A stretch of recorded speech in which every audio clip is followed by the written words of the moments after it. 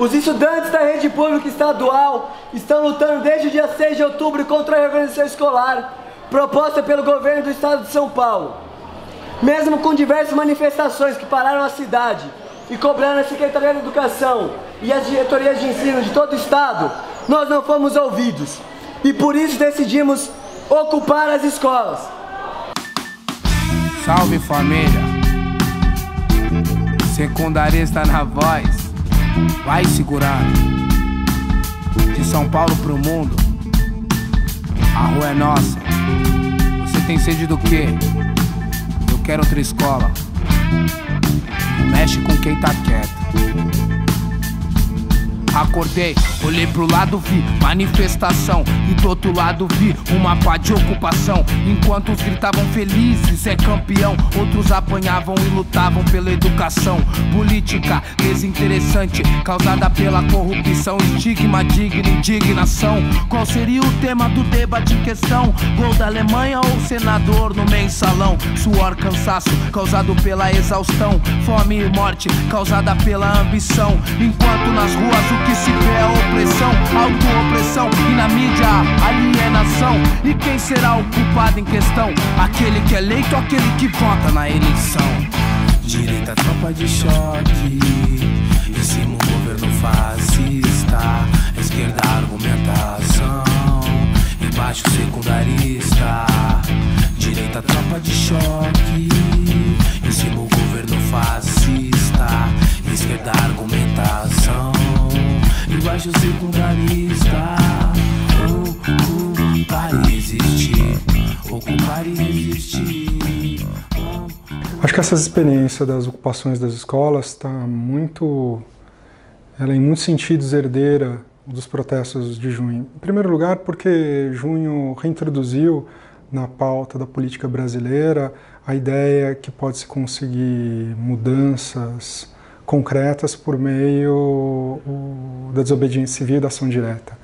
Era a prática a ideia de que o protesto de rua é um meio de transformação efetiva, ela tinha sido mais ou menos abandonada nos anos 80, quando o Partido dos Trabalhadores no Brasil optou pela via institucional. Isso abriu um precedente e estabeleceu um paradigma de vitória, porque junho fez com que 70% da população urbana tivesse redução do aumento das passagens. Desde então, digamos, o protesto de rua, as ocupações, essas formas de desobediência civil, de ação direta, elas voltaram para o repertório político brasileiro e eu acho que, nesse sentido, elas são um antecedente importante para entender a dimensão e a força que a ocupação das escolas teve. Tinha muita gente que antes de 2013 não tinha tomado gás, nunca tinha ido para uma manifestação e muita gente foi, sei lá, se acostumando mesmo. Inclusive o que está acontecendo agora, né? Muito estudante, a imensa maioria, nunca também tinha tomado gás e agora está tomando. Mas acho que a gente conseguiu, em 2013, mudar um pouco o que é uma manifestação de rua, né? Que é a polícia tacar a bomba, a gente tentar atacar as bombas de volta, não fugir, né? Acho que é isso, o que a gente tirou de acúmulo é isso, é tentar não temer a polícia, né? Que foi uma coisa que em 2013 a gente conseguiu, a polícia atacou e a gente estava mais forte.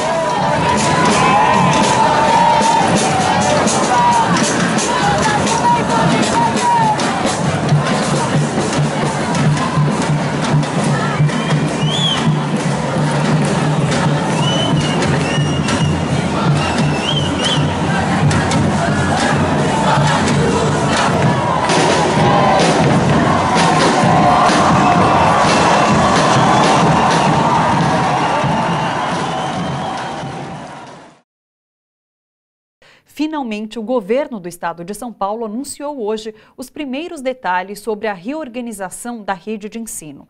Como se temia, 94 escolas serão fechadas no estado e mais de 300 mil alunos terão que trocar de escola. Se o governo pretende fechar escolas, é o que, além de precarizar o ensino e superlotar a sala de aula? Demitir professor, demitir funcionário, cortar gasto, é isso. É o mesmo grupo político que a gente tem desde a redemocratização no estado de São Paulo. É uma visão que veio ao longo das últimas décadas se aplicando à visão neoliberal, né? Que entende educação enquanto mercadoria não enquanto direito, né, do cidadão, no caso aqui dos estudantes secundaristas. E quando você entende enquanto mercadoria, você privatiza para ter lucro, né? Não se vê a educação como investimento, mas se vê a educação como contenção de gastos. E o argumento principal que se iniciou do porquê, quando nós cobramos do porquê dessa reorganização, ele dizia claramente que havia uma demanda que diminuiu nos últimos anos drasticamente, dos 6 milhões de alunos caiu para 3 milhões e 800 mil, não é? E que haviam salas ociosas, prédios, não é, que estavam esvaziados. A falta de demanda, ela é consequência do sucateamento da educação pública. E o remédio para isso deveria ser a valorização da escola pública, o aumento de qualidade para voltar a ter demanda da escola pública e não fechar a escola, não terceirizar ao setor privado a educação básica, que é um direito fundamental no Brasil, garantido pela Constituição. Se eles quisessem melhorar a qualidade de ensino, eles iriam reduzir a quantidade de aluno por sala, iriam aumentar o salário dos professores, iriam dar estrutura para a escola. A gente tem aqui sala de vídeo e sala de teatro que a gente não utiliza. Um ginásio que os alunos do período noturno não utilizam. Uma biblioteca que fica 20 minutos aberta no intervalo. Como que você vai comer e ir na biblioteca em 20 minutos? A luta contra o fechamento de escolas é uma causa praticamente unânime.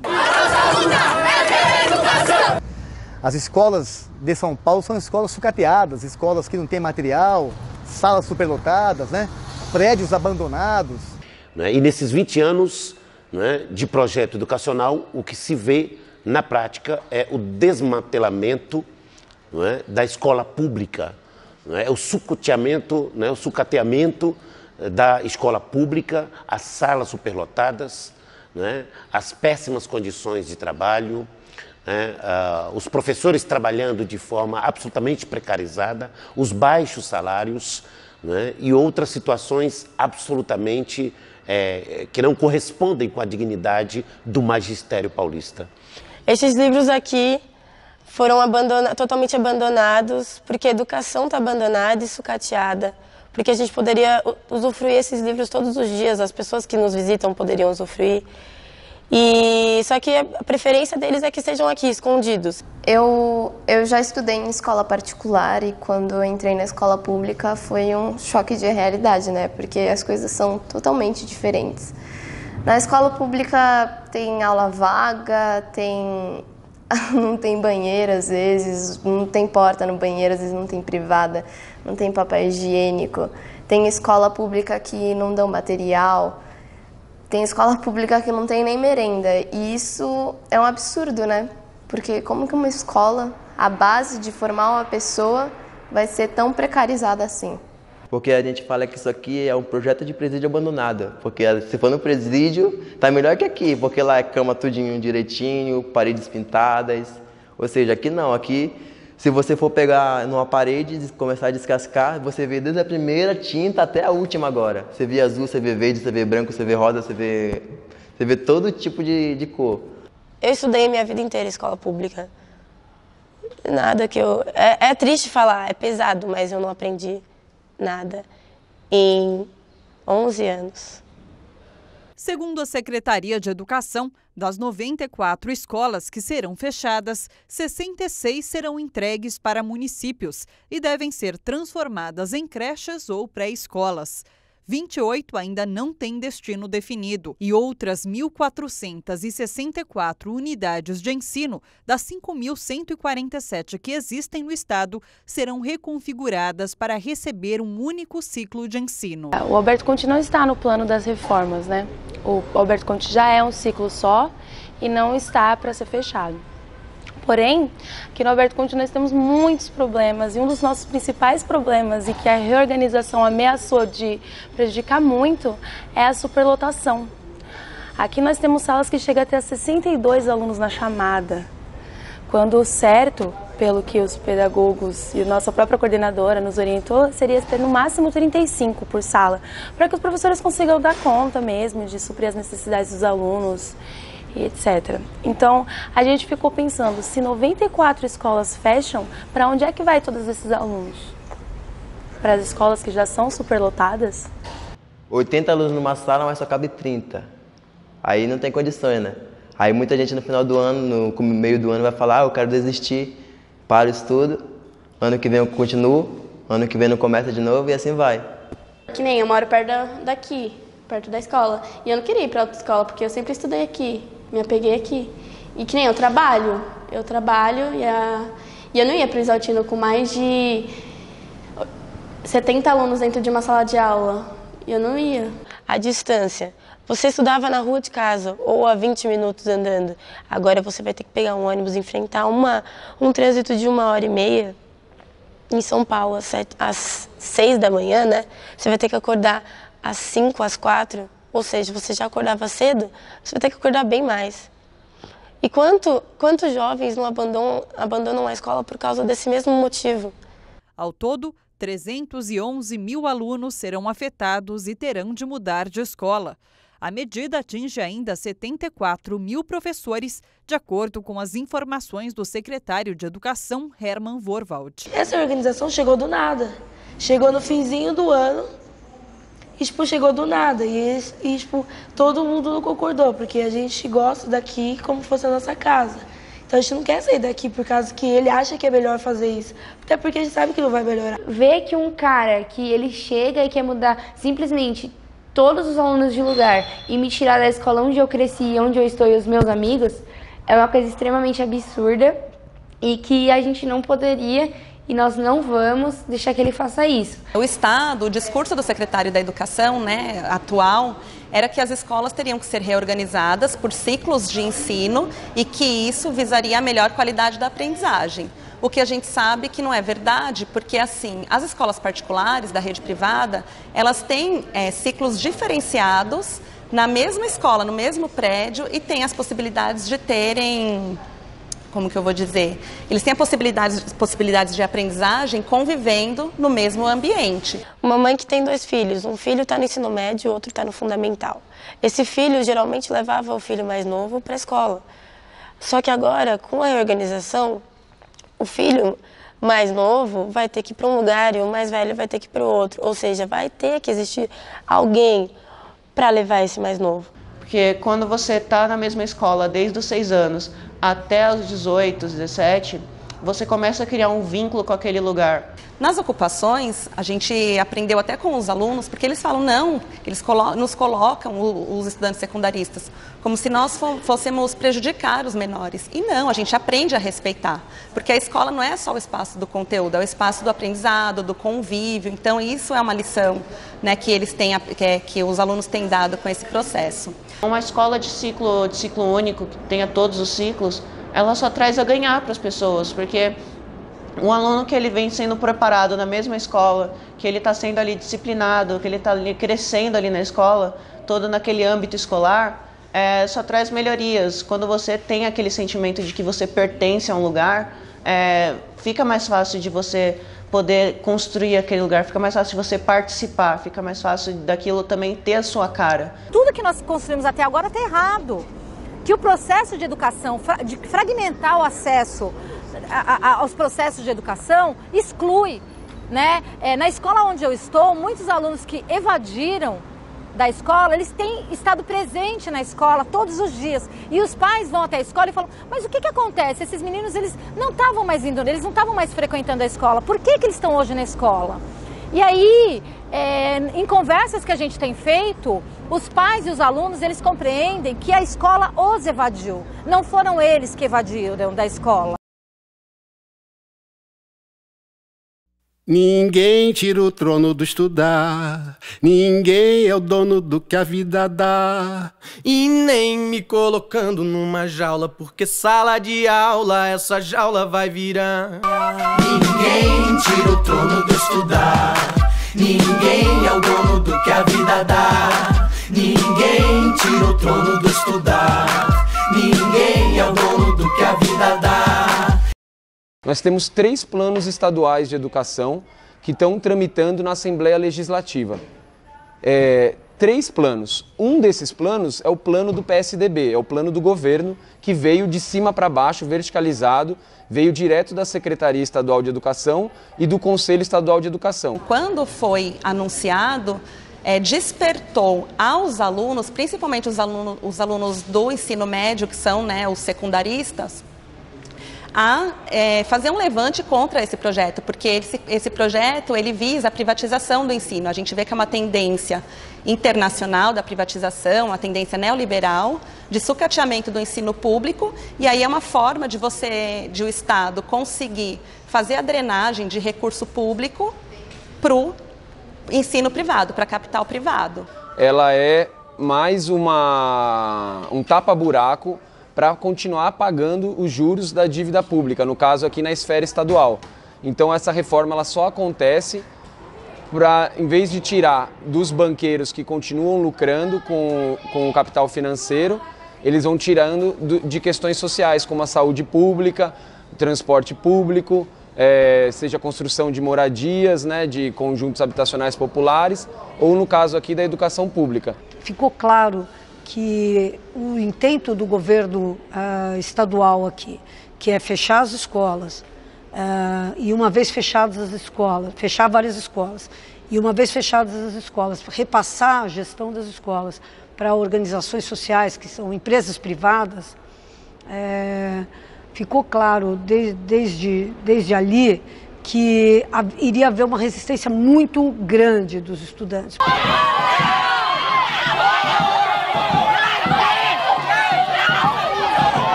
Por que vocês estão levando ele preso? Por que vocês estão levando ele preso?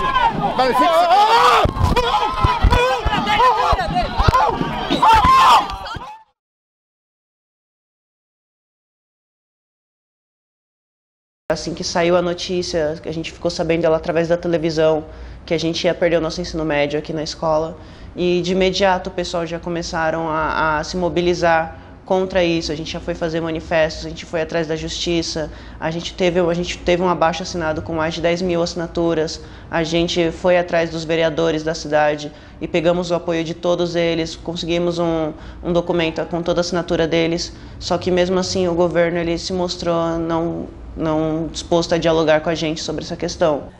A gente foi com bastante gente e tal, teve até a primeira vez a gente subiu na Secretaria de Educação para conversar lá com a Secretaria, levar nossas propostas, eles não ouviram, né, e a gente foi, acho que, percebendo mesmo, assim, o grupo foi percebendo que não dava pra gente ficar só pedindo as coisas, que a gente ia ter que exigir, né.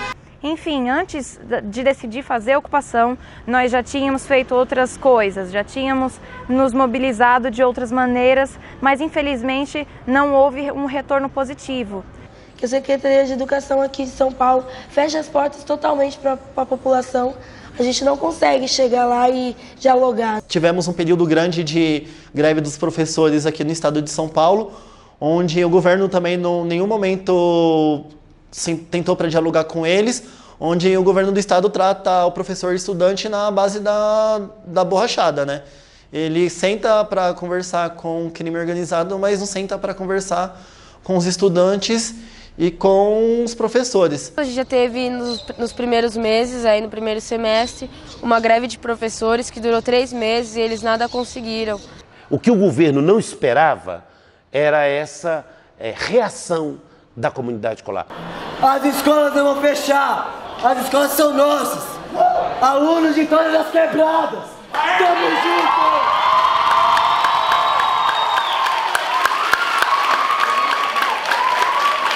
Foram eles que fizeram esse levante contra esse processo, né? Porque eles sentiram, primeiro, que eles estavam sozinhos, olhando para a gestão, e depois que essa força de transformação partia deles mesmos. Então, no dia 6 de outubro, teve a primeira manifestação com várias escolas, e nesse mesmo dia houve uma reunião com o secretário de Educação, com Herman Voard, e ele disse que não voltaria atrás com o projeto da reorganização escolar.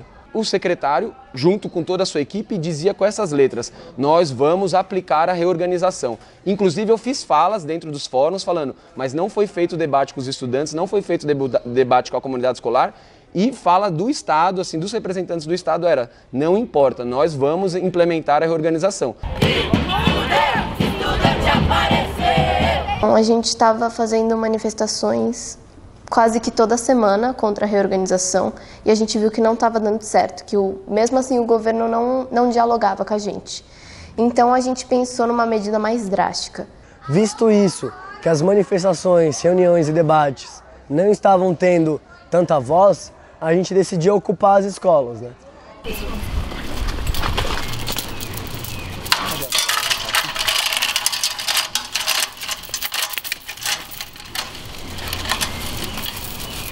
E aí, numa brincadeira das meninas, elas falaram, e se a gente ocupasse a escola? Porque elas tinham visto uma cartilha do Mal Educado de como ocupar a escola. E aí elas, nessa brincadeira, pessoal, vamos ocupar uma escola, como seria bem legal se a gente ocupasse. Ocupar a escola? Como que seria ocupar a escola aqui? Aí uma olhou assim, as meninas olhou uma pra cara da outra. A gente só vai saber se a gente tentar. Aí descobriram o documentário da Revolta dos Pinguins.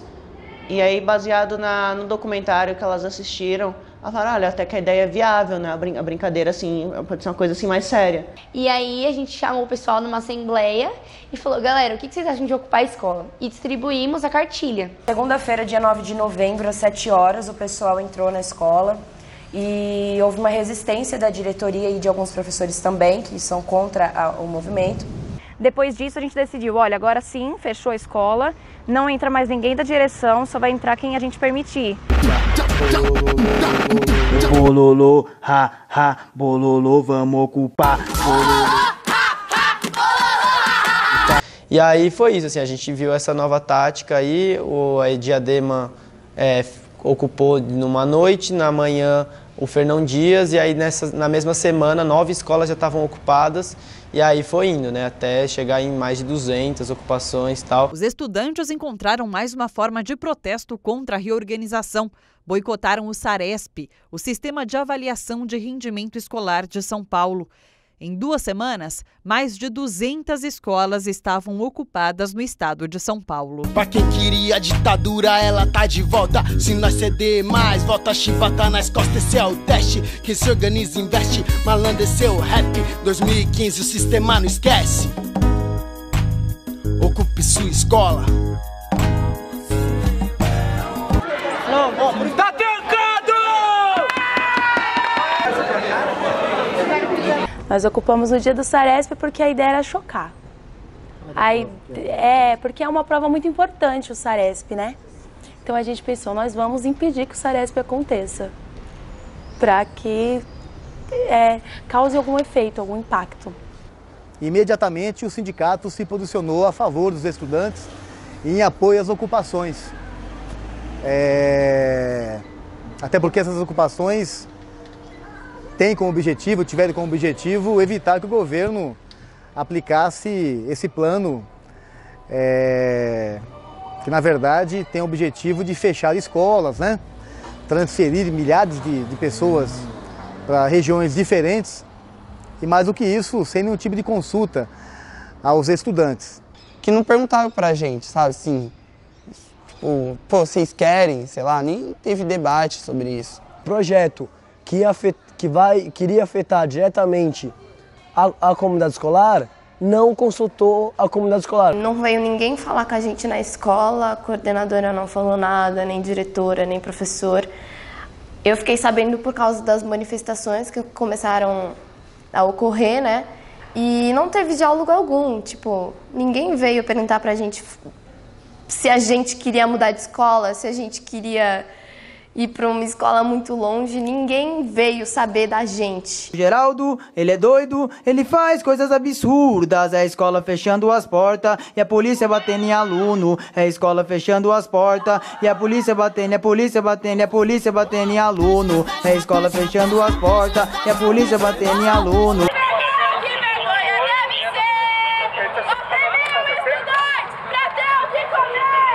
Depois, né, de muita luta, passeatas, confrontos com a polícia, muita violência da polícia contra os estudantes, né, nos prendeu também. Nós estamos chamando de a dança das cadeiras, né? Os estudantes pegaram as cadeiras e levaram as cadeiras para as avenidas, para as pontes, para as ruas, para demonstrar que, na verdade, o que eles queriam apenas é continuar estudando na sua própria escola. Com esse movimento de ocupação, que é uma ação inédita aí, né, do ponto de vista da luta, Eles resolveram ocupar as escolas para se empoderar disso. Eles usaram as carteiras, né, as cadeiras das salas de aula como um símbolo da luta, de que é aqui que eu estou e é aqui que eu vou ficar e da minha escola ninguém vai me tirar.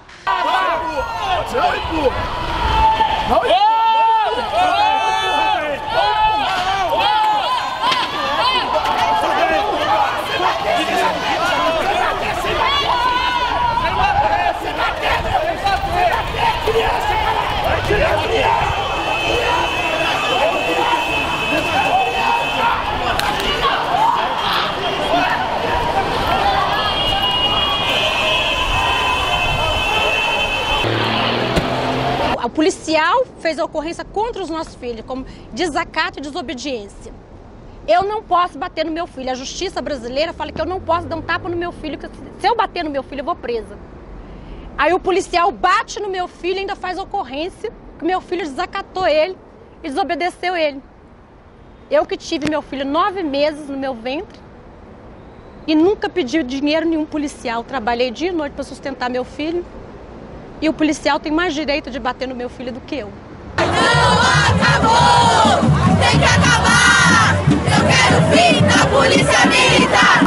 Essa é a polícia do Geraldo Alckmin, prendendo o aluno como o pau de arara! É tortura!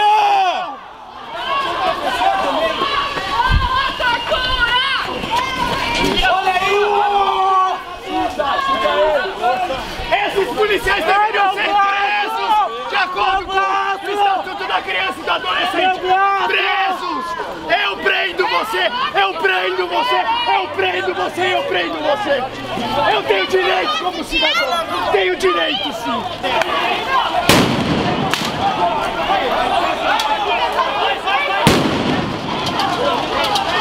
A presença do advogado nessas ocupações teve algum papel de intimidar essas prisões arbitrárias. Então, muitas ocupações que não tiveram advogados, houveram mais prisões. De outro modo, também, quando os próprios alunos, os próprios manifestantes iam assinar boletins de ocorrência, a presença do advogado ali se mostrou eficiente, porque tivemos um caso em que o próprio aluno ele não tinha um advogado e ele assinou um boletim de ocorrência, não leu direito, com fatos que estavam... Ele foi como vítima, porque tinha sido agredido pela secretária da diretoria, e ele assinou o boletim de ocorrência como se fosse o próprio agressor, o autor da agressão. Então, dessa forma, alguns advogados conseguiram ajudar nesses processos.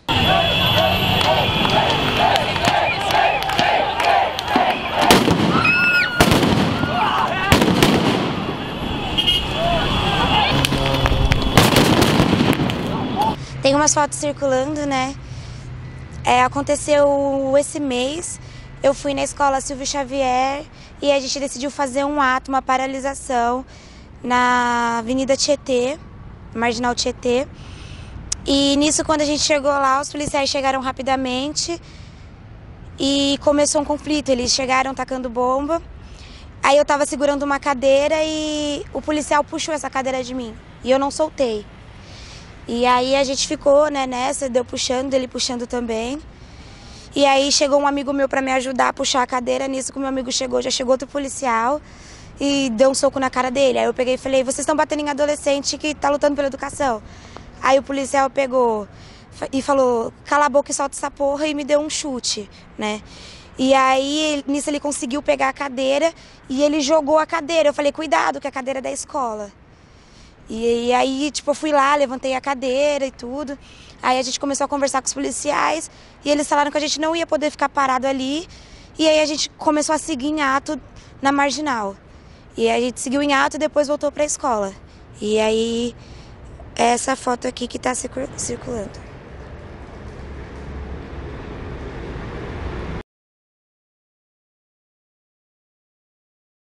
Essa aqui é a nossa arma, nossa ferramenta de defesa contra agressões, né? E eu estava falando justamente isso para os estudantes. Vocês não têm celular? Temos? Então, vamos aprender a usar o celular para gravar.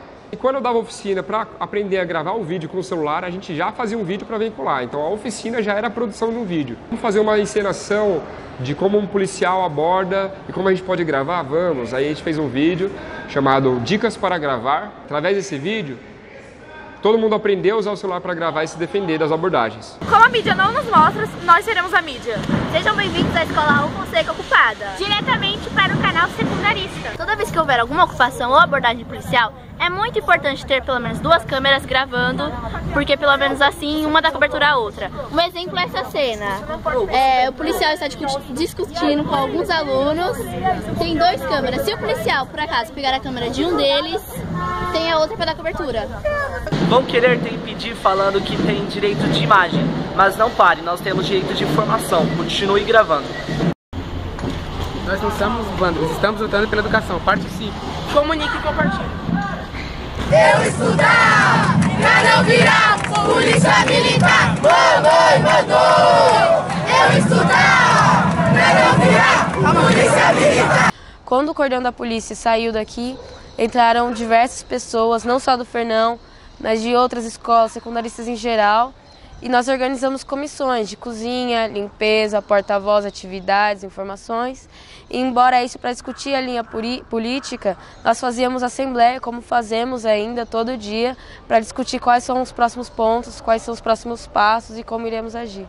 As assembleias são bem democráticas, assim, acho que todo mundo fala, todo mundo expressa opiniões, todo mundo dá palpite, faz propostas, assim. Todo mundo debate sobre tudo, tanto quanto a organização interna aqui da ocupação, quanto o que está acontecendo externamente nas mídias, em atos, o que as pessoas têm comentado sobre o pessoal da ocupação. Eu acho que esse movimento aí foi um movimento muito bacana, assim, e muito novo, de um jeito muito novo. E é isso que também confundiu muito o governo do Estado na hora de bolar a estratégia deles para isolar o movimento. Foi muito interessante porque não havia uma força política, havia inúmeras forças políticas e cada uma atuando em uma escola, mas sempre em comum, todas elas priorizando muito fortemente uma organização horizontal. Como primeira escola a ocupar, o EDIADEMA mantém uma relação com as outras escolas muito forte, através de grupos e reuniões semanais que nós temos com outras escolas. Então, tem o comando das escolas ocupadas, né? E acho que toda semana tem uma assembleia do comando das escolas e vai 2 representantes de cada escola. E tem grupos, né, com pessoas de outras escolas, então a gente está sempre em contato. O tempo da ocupação, esse mês da ocupação, foi a escola ideal para muitos, porque aqui todo mundo tinha voz, não era uma coisa vertical que vinha de cima para baixo. Era algo onde todos opinavam, onde todos falavam. Então não adiantava você chegar e falar assim, eu sou do partido X, portanto eu mando. Não tem essa. Você é do partido X, você vai se submeter a essa organização, que é uma organização muito horizontalizada. É que é uma luta horizontal, onde todos os alunos têm poder de falar, certo? Ou seja, não há uma liderança. Só que quando eu nasci, eu não vi uma luta desse tamanho. E segundo historiadores políticos, a luta desse tamanho é agora. É os estudantes que estão fazendo 171 escolas ocupadas. Eu comecei na ocupação, vindo para aula no dia normal, e aí estava tudo parado, cheio de polícia. Eu não entendendo nada, nem imaginava da ocupação, não sabia sobre a reorganização ainda. E fiquei vendo como era a rotina de todo mundo aqui na ocupação. Aí peguei mais ou menos num dia, voltei no outro. Aí peguei mais um pouco do pessoal, aí quando eu vi eu já estava engajada. Era porta-voz, eu era responsável por falar com mídia, com jornalista. E o legal dos porta-vozes era o seguinte, é que o cara era porta-voz hoje, então a imprensa tradicional chegava e falava assim, ah, você é porta-voz, então você é o líder.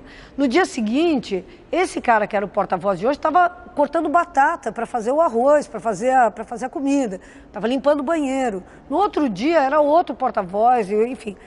E aí, Martelo, cê é louco, hein, cachorreira? Não é que os moleques resolveram ocupar mesmo?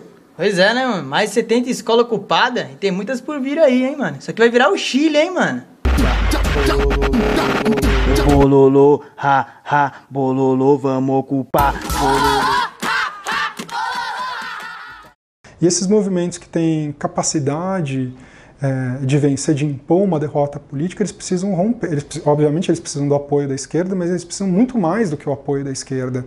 A esquerda trabalha muitas vezes numa visão messiânica de futuro, né? Então, o que esse movimento mostra aqui é que não é o futuro, o amanhã que vai ser construído quando as condições necessárias forem conquistadas. É hoje, é aqui e é agora que está acontecendo o movimento, né? E esse apoio desses outros segmentos sociais, que não, digamos assim, menos politizados, advém da legitimidade da causa.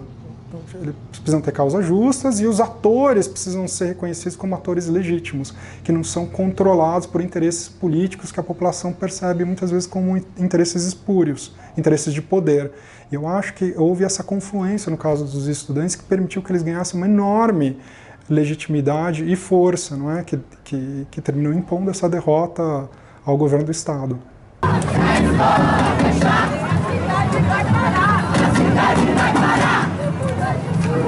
Se os estudantes se unir, vai cair, vai cair, vai cair, vai cair, vai cair, vai cair, vai cair, o Geraldo vai cair, vai cair, vai cair, o Geraldo vai cair, vai cair, vai cair. A comunidade apoia muito, pelo menos aqui no Fernão.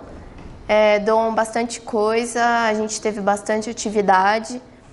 Tem professores que apoiam aqui, não são muitos, mas já está ótimo algum professor apoiar. E pais também apoiam bastante, inclusive minha mãe está sempre nas manifestações comigo, foi até detida comigo. E tem bastante pai vindo aqui ajudar, tem pai que vem cozinhar, tem pai que vem arrumar o chuveiro, consertar a lâmpada. Aí hoje tive a liberdade de vir aqui para passar a tarde com eles e ainda de quebra acabei cozinhando alguma coisa aqui para eles. Estava nas duas últimas manifestações, na manifestação da Paulista com a Consolação e depois no ato de apoio que eles pediram da população e dos demais movimentos. Corri com eles, estive na linha de fogo da Polícia Militar. A gente tem que viver lado a lado, tem que demonstrar para eles que o nosso apoio não é só aqui dentro, mas também nas suas lutas e no seu grito nas ruas. Esse é um verdadeiro apoio. Não vamos abandoná-los. Enquanto tiver um aluno aqui, estaremos nós, pais. E a cada ocupação que acontecia, nós procuramos atender com colchonete, com material, com cesta básica, né? Com apoio jurídico, né? Porque é uma luta estudantil, mas também é uma luta dos professores, né? É uma luta dos trabalhadores.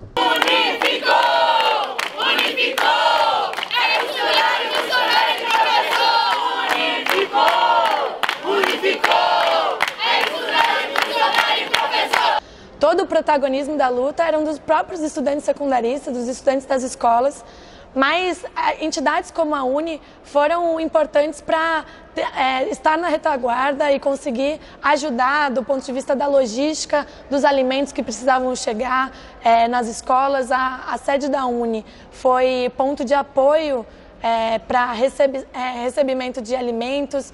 A gente também fazia uma cobertura virtual e de imprensa para essas ocupações, ou seja, uma série de apoios que a gente podia fazer como estudantes universitários que doaram aulas para as ocupações, então atividades culturais, etc. Assim, eles estão contribuindo para a luta, não são lideranças da luta, a luta está sendo autônoma mesmo. Aí a gente vê outros, tem ligação ao partido que é o Mal Educado, né, que fez o panfleto de como ocupar uma escola, que acho que foi o que impulsionou mais o processo de ocupação, assim, foi o principal coletivo, grupo, né, que impulsionou as ocupações, né, e aí os outros estavam lá contribuindo como puderam, tal, e é isso. Mas a luta mesmo está sendo autônoma, não tem ligação partidária, tem os partidos que apoiam, mas apoiam a luta dos estudantes, né? Os estudantes receberam o apoio da Frente Povo Sem Medo, composta por diversos movimentos sociais. Eles acham importante toda a sociedade se engajar na luta por uma educação de qualidade. Uma moça ontem veio do Rio de Janeiro para dar uma palestra sobre maioridade penal. E a gente já teve 3 palestras sobre maioridade penal. É muito? Não, é pouco. A gente já teve 4 sobre violência contra a mulher e feminismo. É muito? Não, é pouco. E esse é o grande medo dele lá. A gente está recebendo informação aqui. A gente aqui nesse mês de ocupações, a gente fez debate, fez aula sobre exploração de trabalho, sobre feminismo, fizemos peças de teatro aqui, apresentações de música, que são coisas que a gente não tem na escola e poderia ter. A questão é os alunos, professores e pais poderem ter acesso e proporem atividades para a escola. Pensar em uma escola que seja da comunidade escolar, dos vizinhos, dos pais, dos alunos e professores. E não uma escola que você vem apenas para ter aula, que você entra às 7 horas e sai às 12h20. Pensar que a escola é além da sala de aula. Educação também é cultura. Amanhã, que é um domingo dia 13, isso, a gente tem um sarau que é muito importante, o pessoal de Diadema, os artistas da região vêm para cá, é um evento público e a gente tem feito vários eventos assim para que os alunos não percam o conteúdo que eles teriam se estivéssemos tendo aula agora. Elas não tinham noção aqui do que elas tinham aqui dentro, entendeu? Aqui tem uma área para fazer horta, tem um laboratório, tem biblioteca, e a gente não usa nada disso, tá tudo fechado, entendeu? Porque o espaço da escola realmente foi apropriado pelos alunos. Os alunos dentro da escola, eles têm feito coisas que jamais foi proposto e aceito pelo corpo da escola, né? Então eles têm feito saraus, eles têm feito roda de conversa, eles têm feito uma interação, inclusive, contrária ao processo que a reorganização propõe, que é dividir por ciclos, né? Então, eles vêm num processo de construção, inclusive intergeracional, né, com os menores, de dizer, de orientá-los, né, esclarecer para eles o que está por trás desse processo da reorganização, né? Que escola que eles querem. E a gente está totalmente aberto, mas é como assim, na discussão sobre feminismo, o homem ele está totalmente convidado a participar. Só que ele jamais pode falar mais que uma mulher e tomar a frente ou interromper. E é a mesma coisa que os movimentos com a gente, para com a gente. Entendeu? Eles têm que nos apoiar, mas nunca tomar a frente. A luta é nossa. Um dos elementos mais importantes para essa mobilização e que garantiu esses meninos a vitória foi que eles conseguiram um grande apoio popular. Grande apoio popular. Hoje eles têm 25% a mais de apoio popular, 25 pontos percentuais a mais de apoio popular que o governo do estado. A gente conseguiu uma coisa que eles não esperavam. Acho que ninguém esperava que a gente ia ocupar uma escola e quando ocupou, não esperava que ia massificar tanto. Assim, acho que o governo viu uma, tentou desmobilizar uma, não conseguiu e as outras foram vindo e eles iam tentando desmobilizar e não iam conseguindo e a mobilização dos estudantes ia crescendo, né? Herman Forwald, o secretário de Educação, chegou a fazer uma proposta indecente. Os alunos desocupam para que o Estado reveja a reorganização. Proposta negada. O chefe de gabinete da Secretaria de Educação, Fernando Padula, e dirigentes de ensino declaram guerra aos alunos, propõem desqualificar o movimento. E vão desmoralizar e desqualificar o movimento.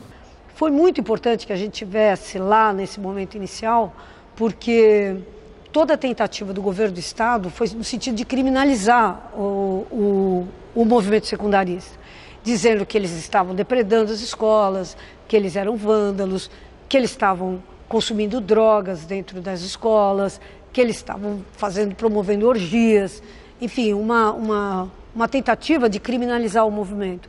O fato da gente estar lá dentro, registrando, filmando, gravando, tudo isso ajudou a mostrar que era exatamente o contrário que estava acontecendo. Os meninos estavam cuidando das escolas, estavam varrendo as escolas, estavam limpando as escolas, estavam jardinando as escolas, estavam consertando o encalamento das escolas, estavam pintando as escolas. Enfim, num movimento de amor pela escola e não de destruição dela. Eu vi nascer uma coisa dentro da escola que eu realmente acho que todas as escolas do mundo tinham que passar por um processo de ocupação. Porque os meninos, eles se empoderaram de tal maneira e eles discutem seus direitos e o processo que é negado a eles, como eu nunca vi. Tem alunos que não se interessavam muito pela escola e eles se descobriram.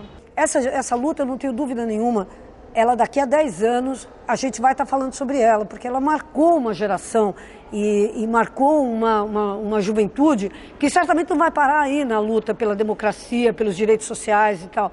Esses caras que surgiram, eles querem mais, eles tenho certeza que eles vão protagonizar outras tantas lutas que vão fazer o Brasil, se a gente conseguir seguir, nesse percurso, vão fazer do Brasil um país melhor. Né?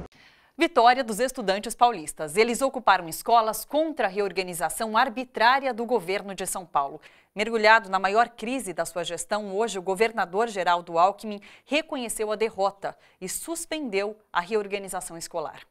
Esses 20 anos, o governo do PSDB praticamente não enfrentou resistência à oposição. Quando a gente olha historicamente, ele foi derrotado 3 vezes nos últimos tempos. Só 3 vezes, e 3 vezes por movimentos autônomos. Primeira vez na ocupação da reitoria da USP, em 2007, quando grupos autônomos ocuparam a reitoria, lutando contra a tentativa do governo do estado de retirar a autonomia da Universidade de São Paulo. Aconteceu novamente em junho de 2013, quando o movimento Passe Livre conseguiu a redução das tarifas de metrô e de trem.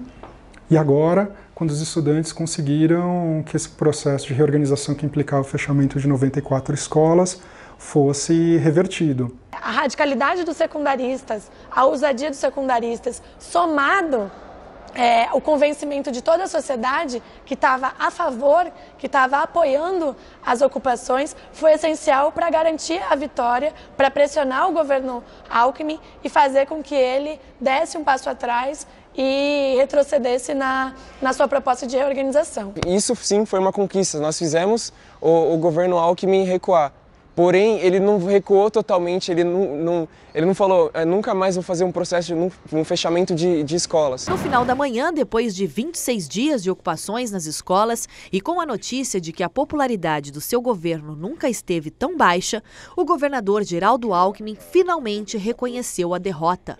Convocou a imprensa para anunciar que a reorganização escolar está suspensa. E respeito à mensagem dos estudantes, por isso, nós decidimos a nossa decisão de adiar a reorganização. Nesse pronunciamento público que ele fez, ele falou o quê? Falou que recebeu a mensagem dos estudantes. Mentira, não recebeu a nossa mensagem. A nossa mensagem não era de que suspendesse a reorganização, era de que se barrasse, de que se revogasse esse projeto autoritário. Exigimos a oficialização de um cronograma de audiências públicas para debater de forma clara e verdadeira a necessária reforma do ensino com toda a sociedade. Logo depois do anúncio da suspensão da reorganização escolar feita por Geraldo Alckmin, o secretário de Educação do Estado de São Paulo entregou seu pedido de demissão ao governador. Eu não colocaria como uma vitória, eu colocaria como uma conquista. Acho que foi um passo o governador ter falado, se pronunciado, mas eu acho que não foi da forma que a gente queria e esperava. Acho que ele devia ter vindo falar diretamente com os estudantes, porque é para quem ele mais deve a palavra.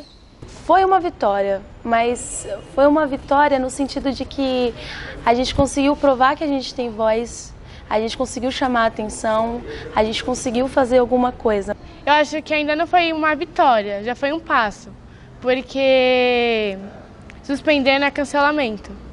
Quando ele suspende, significa que durante um período de tempo a reorganização ficará cancelada. Isso não afirma nem nos dá a garantia de que a reorganização foi completamente cancelada, que é o que a gente quer. Ele fez isso para enganar a gente. Ele fez isso para que a gente falasse uhul! E desistisse, deixasse para lá, achasse que tinha ganhado. Além da reorganização, o cancelamento da reorganização, a gente queria também que todos os professores, alunos, funcionários e outras pessoas que apoiaram a gente nessa causa não saiam punidos, porque se eles saírem punidos, a gente vai voltar a ocupar de novo as escolas. Não tenha ego! Não tenha ego! Não tenha ego!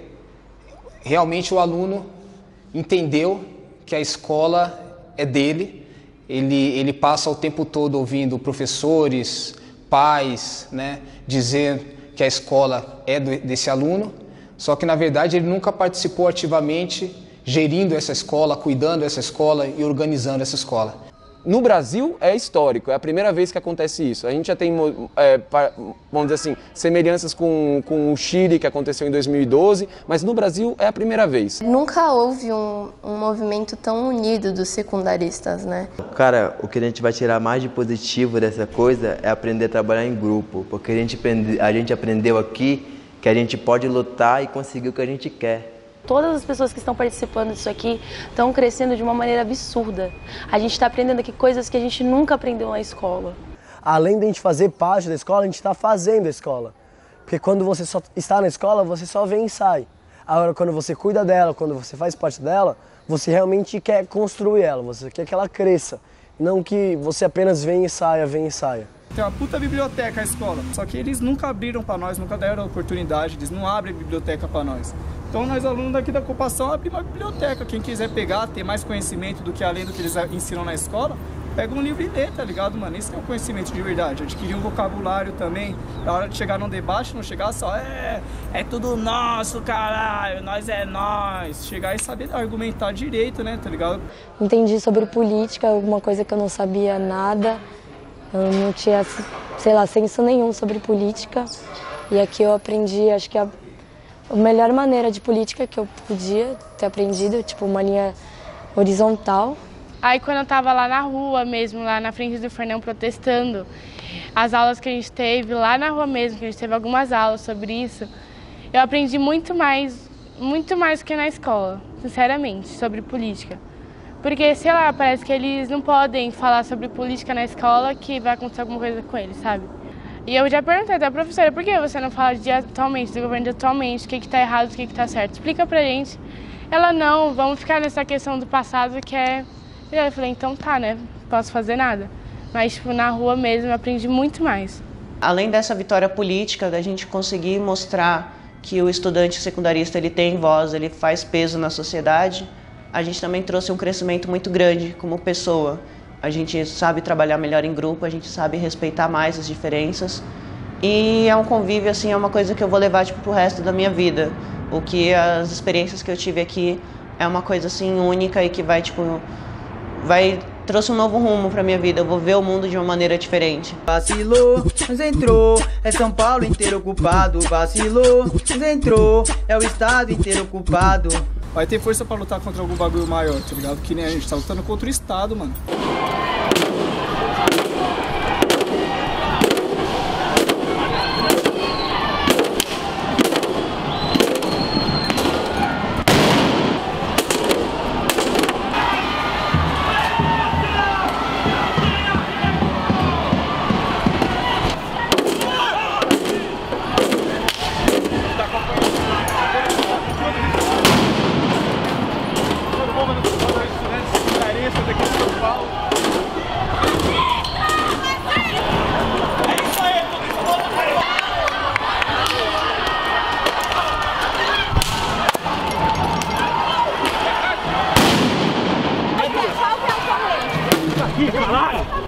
Uma das principais ferramentas que a gente quer desenvolver no aluno é justamente a sua capacidade crítica, a sua capacidade reflexiva e o seu poder de decisão.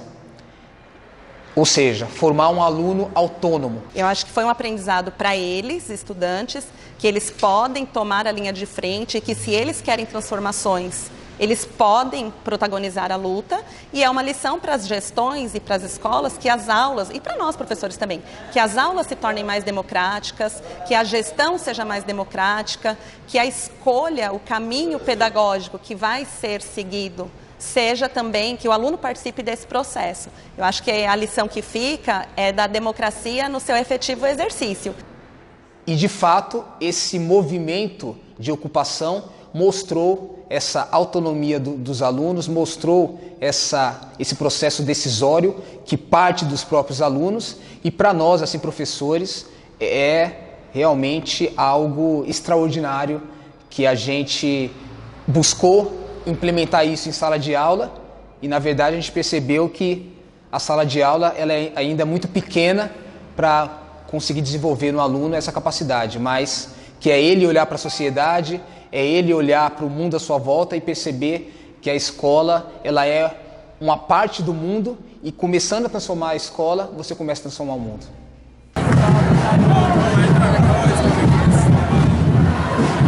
A gente tem consciência de que a luta não é só de nós, estudantes secundaristas. A luta vai além disso, né? Esse projeto não atinge apenas a gente estudante, atinge o meu pai, a minha tia que tem filhos. Atinge também toda a população que vai nascer e que vai ter ensino ainda mais precarizado. A gente já devia ter feito isso há muito tempo. A condição da educação do Brasil, com ou sem a reorganização, já é motivo para a gente, sabe, revolucionar o mundo, sabe? Quando todo mundo tiver um filho, o filho vai chegar e vai falar: eu me orgulho do meu pai porque ele lutou para eu estar estudando nessa escola que está assim hoje, desse jeito, toda mudada, toda pintada, com educação de verdade, entendeu? Um dia, se o meu filho um dia virar professor, ele vai contar a minha história. Vai contar a história de todos aqueles que lutaram por uma educação melhor. Por uma escola poder se chamar de escola. É uma vitória, para mim, cristalina. Obviamente que o governo do estado pode reverter isso no ano que vem, daqui a 2 anos, daqui a 3 anos, daqui a 5 anos. Em política não existe nenhum tipo de garantia. Todas as escolas, escolas de luta, fica preparado que se fecha nós ocupa. Salve a todas as escolas ocupadas! Salve a todas as escolas ocupadas! Ocupar e resistir! Ocupar e resistir! Ocupar e resistir! Luta pra garantir! Ocupar e resistir! Luta pra garantir! A luta contra a reorganização e pela melhora do ensino não acaba agora com esse movimento, mesmo que os alunos resolvam, que os estudantes resolvam desocupar as escolas. A luta vai prosseguir em 2016. E a nossa ideia é ter um campo organizado que possa dar suporte a essa continuidade da luta a partir de agora. E eu espero que, assim como nós que assistimos o filme da Revolta dos Pinguins, do pessoal que ocupou o Chile, que daqui a um tempo as pessoas assistam tanto deles e também o nosso, para se inspirando e isso virar um ciclo sem fim. E é isso, estamos aí, vamos continuar aí lutando pela educação, contra essa privatização da educação. Razões nós temos, nós não somos rebeldes sem causa. Tá só começando, viu, Geradinho? Se liga! Os trabalhadores já estão apoiando nossa luta. Daqui a pouco é eles que começam a ocupar as fábricas e empresas. Aí você não aguenta, hein? Acabou a paz. Isso daqui vai virar o Chile! Acabou a paz! Isso daqui vai virar o Chile!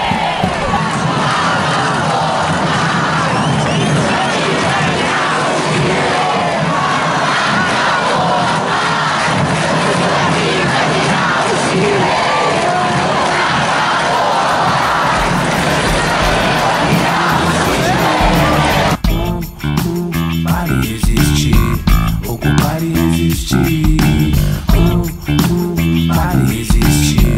ocupar e resistir, ocupar e resistir, ocupar e resistir.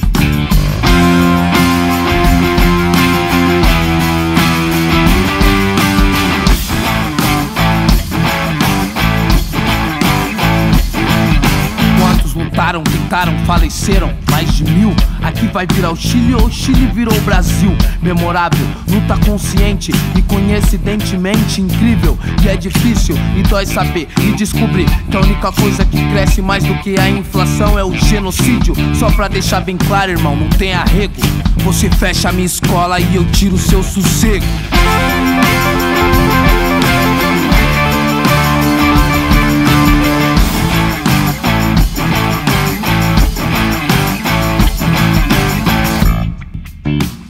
Salve família, a rua é nossa.